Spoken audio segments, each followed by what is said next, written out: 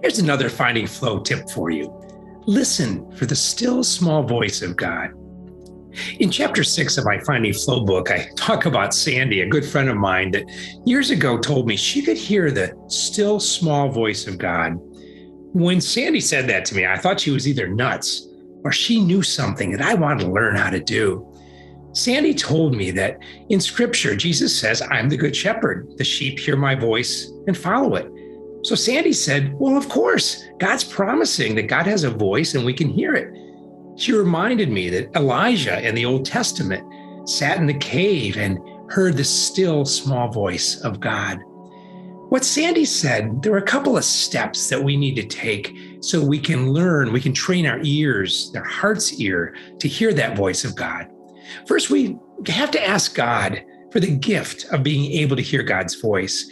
It's not because God withholds it from us. It's because that allows us to focus our attention on, to be intentional about wanting to hear God's voice, that voice of love that's always present within our heart space, our souls. The second thing she said is we need to go into the quiet and listen, be still, and notice when that voice of love rises up within us.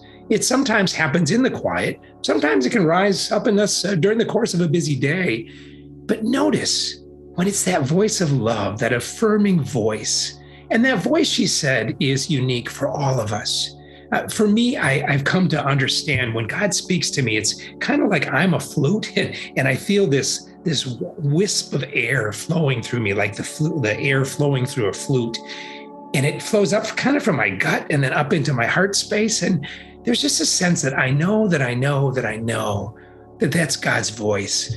It's always a voice of love, always a voice of wisdom guiding me. And over the years, as we continue to train ourselves to be aware of that voice and how we experience it in our own unique ways, it becomes a guiding force in our lives. When you hear that voice, you might want to just jot down a note to yourself and maybe a journal or a God Conversations notebook that I keep for myself on my notes on my iPhone. Just noticing, what did you hear God say? And secondly, how did you hear it? Where did you hear it in your body? Some of my spiritual direction clients say they hear God's voice as kind of a voice speaking on their shoulder. Others say they feel it in the back of their heads. Like I said, I just feel it as kind of a rising up, like the air in a flute within me.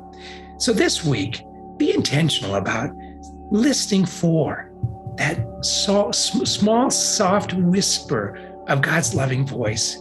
And the more you train your heart's ear to listen for it and hear it, the more it will help you desire and enter into letting God guide you into that inner peace, balance, and wholeness, the flow that we all seek. Have a great week and God bless.